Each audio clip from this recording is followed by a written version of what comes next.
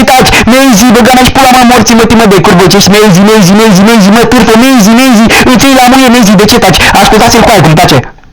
Mezi, luptă, hai să vedem acum, să vedem acum trafroge cu aia. Băga mea și pula morții mă, iată cum se aude afroge, cu aia și mezi să tace. Mezi, câine, de ce taci? Îi dăm pic pe chat, îi acordăm. Un minut până a vorbi. Câine, ai un min să vorbești, dacă nu, egal aud, băga mea și pula morții mă, de câine. Acum asta mă copil, băga mea și pula familia mă, mezi, orfane, ai înțeles de ce tace, mor, ai la zi iar pe afrodec, orfane, mor, coaie, și mezi să tace.